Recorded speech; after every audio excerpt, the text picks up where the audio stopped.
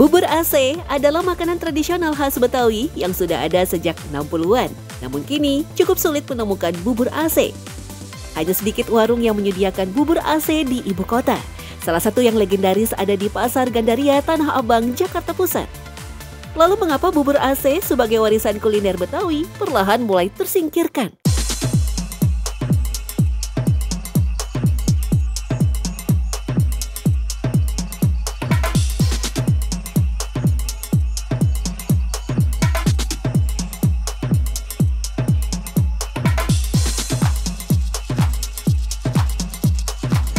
Pagi-pagi ada di Jakarta ini memang enaknya sarapan bubur. Tapi bubur yang saya coba ini bukan bubur biasa. Bubur khas Betawi. Seperti apa buburnya? Kita coba cek ke arah Tanah Abang.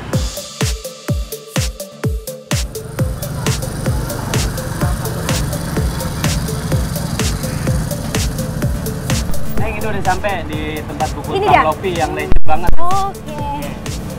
Nah, kita mau cari salah satu sajian kuliner khas Betawi yang memang legend juga dan mungkin jarang ditemui. Ini adalah perpaduan makanan bubur dengan semur. Katanya enak banget. Ini ya Bang, bener ya? Iya, bener. Oke, Ini. terima kasih ya Bang ya. Namanya bubur AC. Ada dua versi asal-usul penamaan bubur AC. Versi pertama menyebutkan nama bubur AC berasal dari kondisi saat makanan tradisional ini disajikan, yakni dalam keadaan dingin.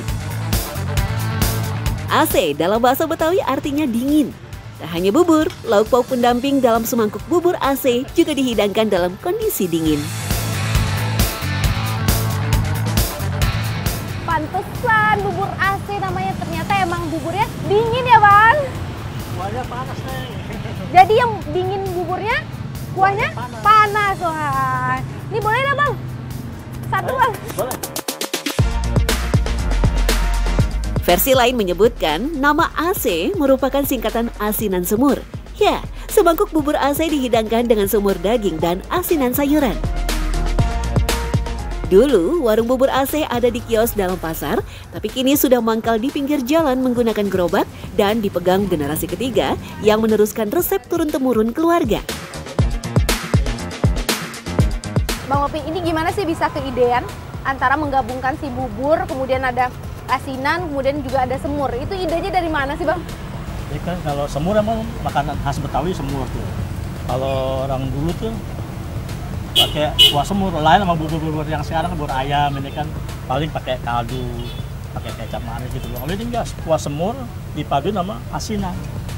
Ada toge, kalau dulu lebih komplit malah. Ada lobak, lokyo, ya kayak gini toge, timun sawi dulu lengkap. Kalau sekarang dikesin anak sekarang kurang tahu juga nih. Kalau saya kan juga namanya generasi ketiga ya, saya ikutin yang sekarang yang ada aja gitu.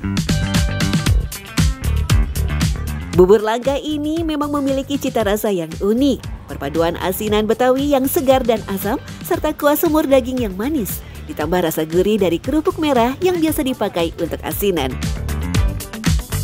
Merupakan menu sarapan warga Betawi tempo dulu, wajar saja jika bubur AC yang buka sejak jam 6 pagi sudah ludes sekitar pukul 9 pagi. Ini sayurannya matang sama kuah ini. Ini kan ada semur yang memang di Jawa tuh juga ada semur yang seperti ini juga. Ini sama nggak sih Bang sebenarnya? Lain, ojek kan nggak ada kan pakai keluk apa itu kayak rawon. Orang bilang kayak rawon, tapi mirip, tapi rasa lain. Nah ini seperti apa soal rasanya? Ini semur-semur Betawi gimana sih? Kalau semur-semur Betawi kan kental, apa rasa laganya berasa, ininya berasa, semua berasa bumbunya deh, semua. Bubur AC sempat menjadi sarapan populer di zamannya, dinikmati oleh sebagian besar masyarakat Betawi Tengah, bahkan banyak dijual keliling dengan cara dipanggul. Bubur AC merupakan wujud pencampuran 3 kebudayaan dalam satu mangkuk, yakni Tionghoa, Eropa, dan Timur Tengah. Pengaruh Cina tercermin dari penggunaan toge, tahu, dan kecap. Sementara pengaruh Eropa ada pada penggunaan semur yang asalnya dari Belanda, yaitu smor.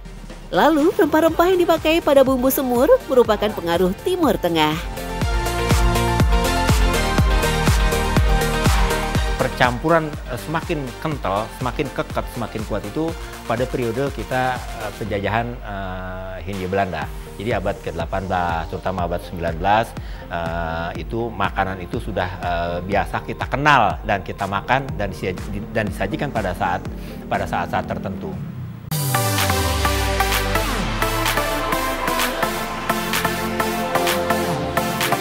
Bergeser sedikit ke arah Tangerang, Banten, saya menemukan rumah makan Betawi yang menyediakan kuliner unik yang mirip dengan ayam bekakak.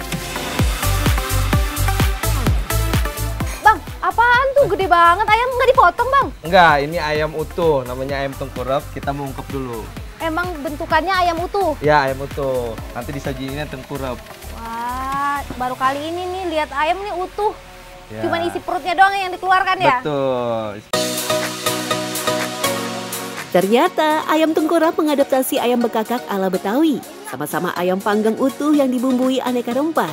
Namun ayam tengkurap dibuat lebih modern dengan tambahan bumbu kacang.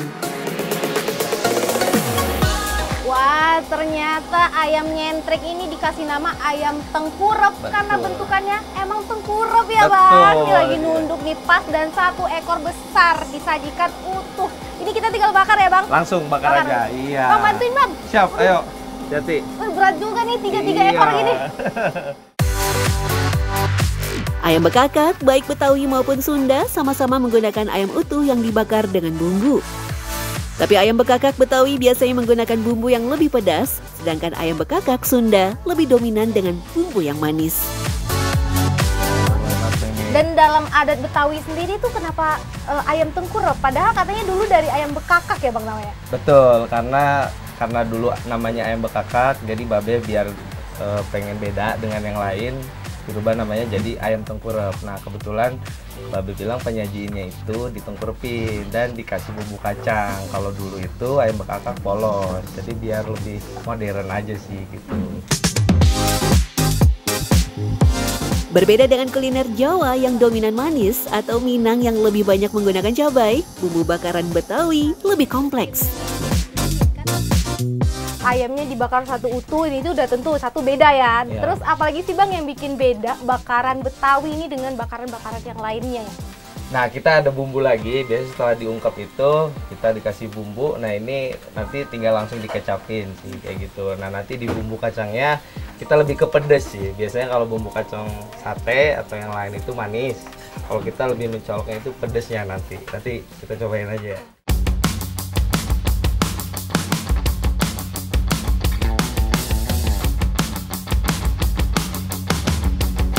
Tampilan berbeda juga terlihat pada bagian atas ayam tengkurap yang dilumuri bumbu kacang seperti bumbu pecel. Bagi saya, sajian ayam tengkurap tampak seperti perpaduan budaya Jawa, Sunda, dan Betawi. Bang, ini yang paling identik dari ayam tengkurap ini kan sebenarnya bumbu kacangnya. Tapi ini kalau dilihat seperti pecel, ini sebenarnya gabungan budaya apa sih, Bang, Betawi dengan apa? Karena pecel ini kan ada di Jawa Timur juga ada gitu. Nah, ya kalau ini beda. Kalau ini Betawi, yang membedakan itu dia lebih pedas.